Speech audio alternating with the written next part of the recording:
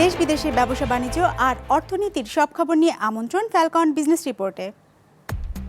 আগামী 2 বছরে business process outsourcing বা বিপিও থেকে $100 কোটি আয়ের আশা।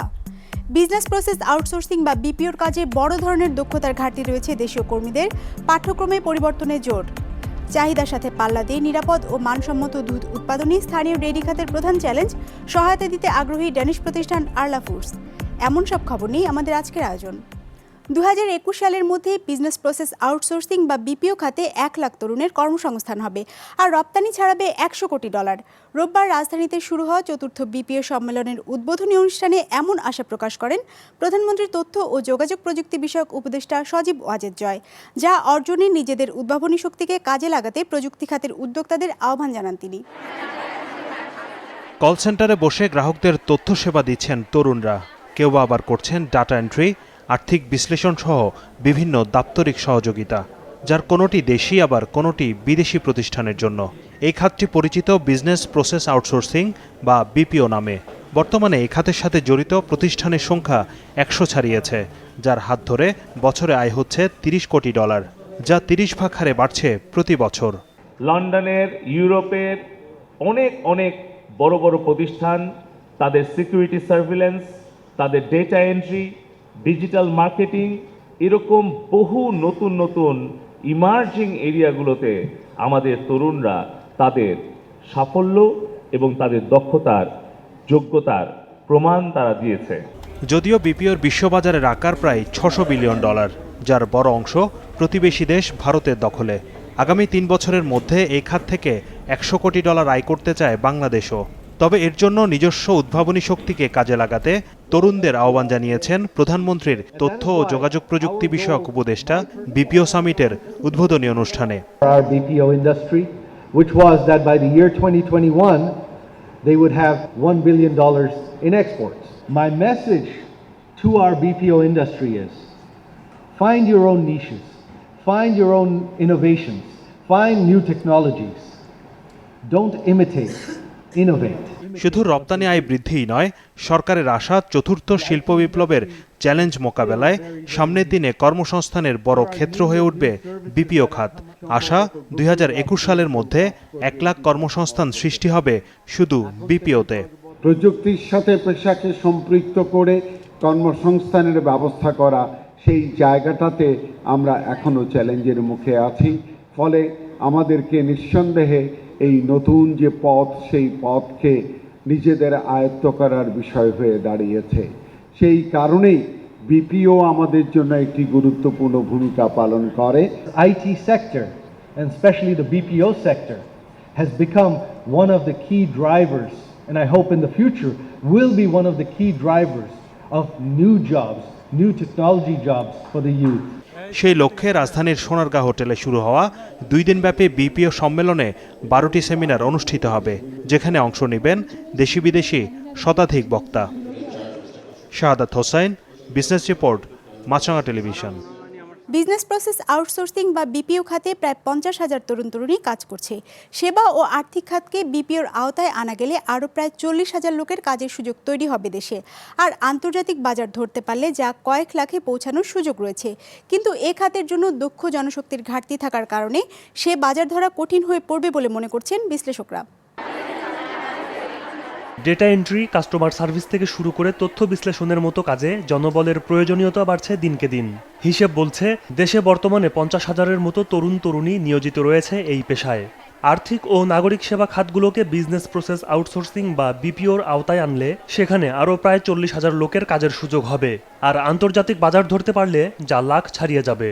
কিন্তু সেই সম্ভাবনা কাজে লাগাতে কতটুকু প্রস্তুত বাংলাদেশ? আমরা বিগ ডেটা নিয়ে কথা বলছি, এআই নিয়ে কথা বলছি, machine learning, IoT, robotics process outsourcing বা রোবোটিক্স যে আসছে আমাদের কাজে, অটোমেশন। এই জায়গাগুলোতে যদি আমরা এখনই নজর না দিই এবং এখনই যদি আমরা আমাদের দক্ষ জনশক্তিকে যদি আমরা ওই জায়গাগুলোতে যদি দক্ষতা না দিতে পারি, তাহলে কিন্তু আমরা এই অপরচুনিটিগুলো মিস করব। এই সুযোগ কাজে লাগাতে বাংলাদেশের প্রস্তুতি ও করণীয় বিষয়ে আলোচনায় বক্তারা জানায়, দেশে শিক্ষিতের সংখ্যা বাড়ছে, তবে দক্ষ জনবল তৈরি হচ্ছে না। ঘাটতি থেকে যাচ্ছে ভাষাগত জ্ঞানেও। আমাদের শিক্ষা ব্যবস্থায় পরিবর্তন আনতে হবে। কর্মমুখী শিক্ষায় আমাদের যদি আমরা মনোযোগী হই, যেই শিক্ষাটা অর্জন করে আমরা ইমপ্লিমেন্টেশন করতে পারবো। তাহলে সেই শিক্ষাটাই আমাদের প্রয়োজন। আজকে আমরা কেন গ্র্যাজুয়েশন কমপ্লিট করার পরে আমরা বিভিন্ন সেন্টারে গিয়ে আমরা ট্রেনিং করব, তাহলে আমাদের এত এডুকেশন কেন প্রয়োজন? সবাই এসে বলে কি যে আমি ইংরেজি বলতে ভয় পাচ্ছি, আমার নার্ভাস লাগে কথা বলতে, আমি রেজিউমে ঠিক মতো করতে পারছি না। বাট এরা সব গ্র্যাজুয়েট এন্ট্রি, এদের সবার জিপিএ 4.0, মানে অনেক ভালো ভালো আছে, বিকজ ওদের সেই এক্সপোজারটা নাই, ওরা সেই হেল্পটা পাচ্ছে না কোথাও। শিল্পের চাহিদার সাথে শিক্ষা পাঠ্যক্রমের মিল না থাকায় দেশে দক্ষ জনবল তৈরি হচ্ছে না বলে জানানো হয় অনুষ্ঠানে। The main missing part is the industry-academia collaboration in the universities, and this is the most important part. স্বীকার করি যে ইন্ডাস্ট্রি, একাডেমিয়া অ্যান্ড গভর্নমেন্টের ডিভাইড আছে। এই ডিভাইডটাকে আমরা বসা শুরু করেছি। মনে রাখতে হবে এই গভর্নমেন্টই হচ্ছে বাংলাদেশে সবচেয়ে বিজনেস এবং ইন্ডাস্ট্রি ফ্রেন্ডলি। সামনের দিনের শিল্পের জন্য প্রস্তুত হতে শিক্ষার্থীদের শুধু প্রতিষ্ঠানের উপর নির্ভর না থেকে নিজ উদ্যোগে দক্ষতা অর্জনের পরামর্শও আসে অনুষ্ঠানে। ইমতিয়াজ হাসান, বিজনেস রিপোর্ট, মাছরাঙ্গা টেলিভিশন। দ্রুত অর্থনৈতিক উন্নয়নের সাথে পাল্লা দিয়ে দেশে দুধের চাহিদা বাড়ছে। বাড়তি এই চাহিদার সাথে পাল্লা দিয়ে নিরাপদ ও প্রোটিন সমৃদ্ধ দুধ উৎপাদন বাড়ানো ও প্রক্রিয়াজাতকরণই প্রধান চ্যালেঞ্জ। আর এই চ্যালেঞ্জ উত্তরণে মিল্কভিটাকে কারিগরি সহায়তা দিচ্ছে ডানো ব্র্যান্ডের মালিকানা প্রতিষ্ঠান আরলা ফুডস। দেশে খামারগুলোতে বর্তমানে বার্ষিক তরল দুধ উৎপাদনের পরিমাণ প্রায় 94 লাখ মেট্রিক টন, যেখানে প্রতিদিন মাথাপিছু 250 মিলিলিটার হিসেবে বার্ষিক দুধের চাহিদা প্রায় 1,50 লাখ মেট্রিক টন। সেই হিসেবে ঘাটতি প্রায় 56 লাখ মেট্রিক টনের মতো, যার বড় অংশটি মেটানো হয় আমদানি করা গুঁড়ো দুধ দিয়ে। সেই বাজারের শীর্ষ ব্র্যান্ড ডানোর মালিকানা প্রতিষ্ঠান আরলা ফুডস বলছে, আগামী 1 দশকে এই চাহিদা বাড়বে কয়েক গুণ। If you look at the total market, and that's something that is also sometimes people forget. পুরো দুধের বাজার ধরলে দেখা যাবে এর 80 কোনো ধরনের প্রক্রিয়াজাত হয় না, সরাসরি ভোক্তারা গ্রহণ করে। গুঁড়ো দুধের বাজার মাত্র 13 ভাগ, আর দুটোরই চাহিদা বাড়ছে। অর্থনীতি যেভাবে বাড়ছে তাতে আগামী 1 দশকে 3 থেকে 4 কোটি লোক নিয়মিত ডেইরি ক্যাটাগরিতে চলে আসবে। So both fresh milk and powdered milk will both grow. সামনের দিনের বাড়তি চাহিদা সামাল দিতে স্থানীয় উৎপাদন বাড়ানো এবং উৎপাদিত দুধের মান নিশ্চিত করাই স্থানীয় ডেইরি শিল্পের প্রধান চ্যালেঞ্জ বলে মনে করেন আরলার এই কর্মকর্তা। তার মতে এই চ্যালেঞ্জ জিততে কাজ করতে হবে একেবারে প্রান্তিক খামার পর্যায় থেকে। If we really can implement best practices on a farm level, প্রান্তিক খামার থেকে ভালো ব্যবস্থাপনা নিশ্চিত করতে পারলেই বড় পরিবর্তন আসবে। মানের দিক থেকে বিশেষ করে প্রতি লিটারে ব্যাকটেরিয়া কত থাকবে, কতটা প্রোটিন সমৃদ্ধ হবে এবং কতটা নীরব থাকবে তা নিশ্চিত করবে। এরপর আসবে দুধ সংগ্রহের বিষয়টি। সংগ্রহের পর 3 ঘন্টার মধ্যে তা চিলিং করা যাচ্ছে কিনা এবং কারখানায় পাঠানো সম্ভব হচ্ছে কিনা সেটি নিশ্চিত করা। it's collected, then brought to the processing plant where we can process it. এক্ষেত্রে স্থানীয়ভাবে উৎপাদিত দুধের ব্যবস্থাপনা ও প্রক্রিয়াজাতকরণ উন্নত করতে মিল্কভিটাকে কারিগরি সহায়তা দেওয়ার কাজ শুরু করেছে আরলা। প্রথম ধাপে আমরা মূলত অভিজ্ঞতা বিনিময় করছি, কিভাবে বর্তমান ব্যবস্থা থেকে আরও ভালো ফল পাওয়া যায়। আরও বড় আকারে কৃষকদের নিয়ে কাজের পরিকল্পনাও চলছে মিল্কভিটাকে সাথে নিয়ে। দ্রুত বর্ধনশীল গুঁড়ো দুধের এই বাজারে নিজেদের অবস্থান শক্তিশালী করতে বাংলাদেশে $9 কোটি বিনিয়োগের কথাও জানান আরলার এই কর্মকর্তা। মোহাম্মদ তৌহিদ, বিজনেস রিপোর্ট, মাছরাঙ্গা টেলিভিশন। তামাকের ব্যবহার কমানোর নীতি সামনে রেখে আসছে বাজেটে এ খাতের কর নির্ধারিত হবে। তবে কর কাঠামোতে স্থানীয় ও বহুজাতিক কোম্পানির মধ্যে বৈষম্য দূর করা হবে বলে জানিয়েছেন জাতীয় রাজস্ব বোর্ডের চেয়ারম্যান মোশাররফ হোসেন ভূঁইয়া। রোববার রাজস্ব ভবনে এক প্রাক বাজেট আলোচনায় তিনি এসব কথা জানান। এ সময় মোবাইল অপারেটর ও কোমল পানীয় উৎপাদকরা বাজেটে সম্পূরক শুল্ক প্রত্যাহারের আহ্বান জানান। সংযোগের হিসেবে দেশে মোবাইল ফোনের গ্রাহক আছে 15.5 কোটির মতো, যা বাড়ছে প্রতিদিনই 4 অপারেটরের মধ্যে সিম পরিবর্তনের কারণে। সেই সিম ও রিম সরবরাহের জন্য মূসক আর সম্পূরক শুল্ক মিলিয়ে মোট 100 টাকা কর দিতে হয় অপারেটরদের, যা নতুন বাজেটে প্রত্যাহারের প্রস্তাব করেছে তাদের সংগঠন এমটব। এসেছে মোবাইল ইন্টারনেটের ভ্যাট প্রত্যাহারের সুপারিশও। আর মাত্র 2টা বছর পরেই সরকার ডিজিটাল বাংলাদেশ ঘোষণা করতে যাবে। সো যে নেক্সট গ্রোথটাকে যদি আমরা অ্যাড্রেস করতে চাই তাহলে সিম ট্যাক্সটা এলিমিনেট করা উচিত। আর ইন্টারনেটের উপর এসডি এবং ভিএটিটাকে ঠিক করা যায় তাহলে কিন্তু ইন্টারনেটের দাম এখন যেটা বেড়ে আছে, আমরা যেটা ভিএটির আপনার রিবেট পাচ্ছি না, সেটা যদি আমরা রিবেট পাই তাহলে কিন্তু কস্টটা কমে যাওয়ার একটা সম্ভাবনা থাকবে। বৈঠকে বেভারেজ ম্যানুফ্যাকচারার্স অ্যাসোসিয়েশন দাবি করে শুধুমাত্র ক্যালোরি ভিত্তিতে পৃথক ক্যাটাগরি করে তাদের পণ্যের উপর 10% বাড়তি শুল্ক আরোপ করা হয়েছে, যা আশেপাশের সব দেশ থেকে বেশি। তাই ব্যবসার স্বার্থে এখাতে শুল্ক হারে ছাড় চেয়েছে তারা। ডিউটি আপনাকে স্বনির্ভর জানলে হয়। জি জি জি, এটা দিয়ে তো আপনার কোম্পানি টিকে না। 45 60 47% যদি আপনি ট্যাক্স দিয়ে দিত কি লাভ করবো? আর কি আপনার ইলেকট্রিসিটি বিল, গ্যাস বিল সবই তো বাড়ছে। বৈঠকে সিগারেট উৎপাদকদের পক্ষ থেকে বাজারে অবৈধ ও কর ফাঁকি দেওয়া সিগারেট রোধে রাজস্ব বোর্ডকে ব্যবস্থা নিতে আহ্বান জানানো হয়। জবাবে এনবিআর চেয়ারম্যান জানান, উদ্যোগ থাকবে সব ধরনের সিগারেটকে নিরুৎসাহিত করার, যাতে 2040 সালের মধ্যে দেশকে তামাক মুক্ত করা যায়। আমরা প্রাইসিংটা সেভাবেই করব যে যাতে করে কনজাম্পশনটা গ্র্যাজুয়ালি স্লোলি কমে আসে। আমাদের দেশের যেসব শিল্প করবে, যারা ব্যবসা করবে, তারা যদি মনে করে যে ঠিক আছে আমরা কম দামে সিগারেট বিক্রি করব, আমাদেরকে সেই সুযোগ দেওয়া হোক, আমরা কম দামে বিক্রি করে কম ট্যাক্স দিব, সেটা না, ট্যাক্স তাদের পুরাই দিতে হবে। তবে সিগারেট উৎপাদকদের স্থানীয় বাজারের বদলে রপ্তানিতে বেশি নজর দেওয়ার আহ্বান জানান তিনি। আশ্বাস দেন বাড়তি সহায়তার। সৌরভ রহমান, বিজনেস রিপোর্ট, মাছরাঙা টেলিভিশন।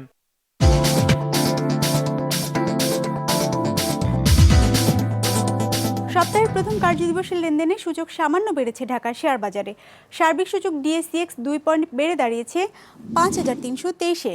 এদিন লেনদেন হয়েছে 351 কোটি টাকার। হাতবদল হওয়া শেয়ার ও মিউচুয়াল ফান্ডের মধ্যে দর বেড়েছে 143টির, কমেছে 142টির, আর অপরিবর্তিত ছিল 60টির দর। এবার বাজার নিয়ে বিশ্লেষণ শুনবো ব্র্যাকিপিএল স্টক ব্রোকারেজের। আজকে দিন শেষে আমরা দেখতে পাচ্ছি যে ডিএসইএক্স পজিটিভে ক্লোজ হয়েছে। আজকে সারাদিনে ডিএসইএক্স মাত্র 2.3 পয়েন্ট বাড়লেও আজকে দিন শেষে ডিএসসি লার্জ ক্যাপ সেক্টরগুলোর মধ্যে ইঞ্জিনিয়ারিং এবং ব্যাংক, এই দুইটি সেক্টর ছাড়া বাকি সবগুলো সেক্টরই পজিটিভে ক্লোজ হয়েছে, যার মধ্যে আজকে সবচেয়ে বেশি আপ ট্রেন্ডে ছিল টেলিকমিউনিকেশন সেক্টর এবং সবচেয়ে বেশি ডাউন ট্রেন্ডে ছিল ইঞ্জিনিয়ারিং সেক্টর। তবে আজকে সারাদিনে ঢাকা স্টক এক্সচেঞ্জে ট্রেড হয়েছে 351 কোটি টাকার, যা কিনা গত দিনের তুলনায় 0.1% কম। তবে আমরা গত উইকের প্রথম 3 দিনে দেখেছি যে ডিএসসির ওভারঅল ডেইলি টার্নওভার অনেকটাই কমে এসেছিল। সেদিক থেকে বিবেচনা করলে আমরা বলতে পারি যে গত উইকের শেষ 2 দিনে এবং আজকে ডিএসসির ওভারঅল ডেইলি টার্নওভার অনেকটাই ইমপ্রুভ করেছে। অ্যাকচুয়ালি গত 1.5 বছর ধরে আমরা মার্কেটে ইন্ডেক্সের যে কনসিস্টেন্ট ডাউন ট্রেন্ড লক্ষ্য করছি, তার ফলে জেনারেল ইনভেস্টরদের যে কনফিডেন্স লুজ হয়েছে, সেই জন্যই মার্কেটে ডিএসসির ওভারঅল ডেইলি টার্নওভার এতটা কমে এসছে বলে আমরা মনে করছি। তবে আমরা জানি যে এই মান্থে ডিএসসির সবগুলো কোম্পানির কোয়ার্টারলি আর্নিংস চলে আসার কথা। কোম্পানিগুলো যদি তাদের আর্নিংস দিয়ে জেনারেল ইনভেস্টরদের এক্সপেকটেশন ফুলফিল করতে পারে, তবে মার্কেট আবারও অচিরেই ঘুরে দাঁড়াবে বলে আমরা মনে করছি। ফ্রান্সের পুড়ে যাওয়া নটরডেম ক্যাথেড্রাল পুনর্নির্মাণে দেশটির শীর্ষ ধনী ও গ্রুপগুলো এই পর্যন্ত $120 কোটি সহায়তার প্রতিশ্রুতি দিয়েছেন, কিন্তু এই দানের উদ্দেশ্য নিয়ে প্রশ্ন উঠেছে। সমালোচকরা বলছেন কর সুবিধা নিতেই নটরডেমে দানে উৎসাহী গ্রুপগুলো। এ নিয়ে বিক্ষোভও দেখিয়েছে ইয়েলো ভেস্ট আন্দোলনকারীরা। বিস্তারিত ডেস্ক রিপোর্টে।